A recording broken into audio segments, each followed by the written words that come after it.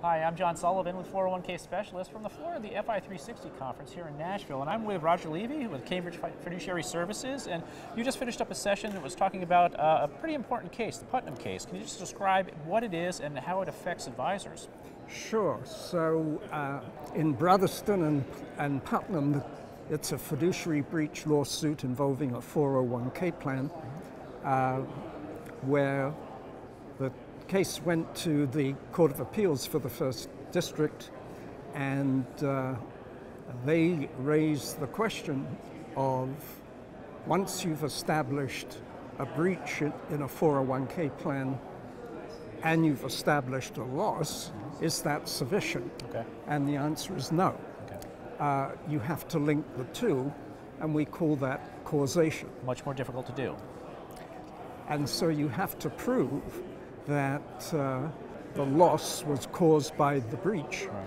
And the question is, who should have the burden of proof? Mm-hmm. And the Court of Appeals found that the burden of proof should lie with the plan sponsor, Okay. the plan fiduciaries, because they've got all the data to analyze that issue. Sure.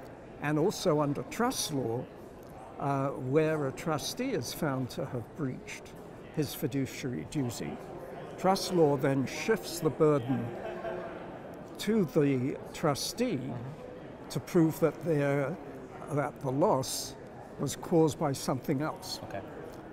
And that case will now go to the Supreme Court. Okay.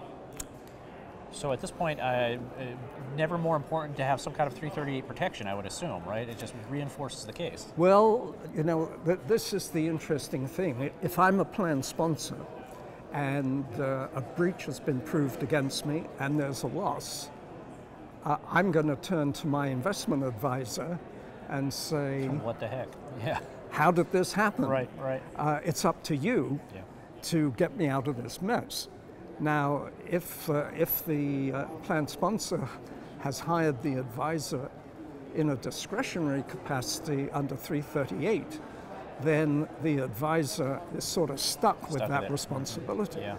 So this case has huge implications for the advisory industry.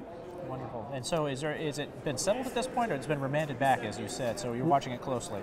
Well, at the moment, there's a petition before the Supreme Court by the defendants in the case asking the Supreme Court to take up the case, and the plaintiffs have filed papers opposing, Keep it.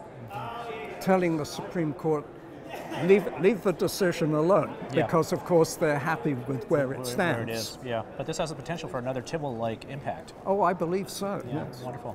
Well, we'll definitely be checking in with you as it moves forward, so thank you so much for making time. Well, as Roger. always, you're very welcome, John. Wonderful. Thanks again. Thank you. Once again, I'm John Sullivan with 401k Specialist.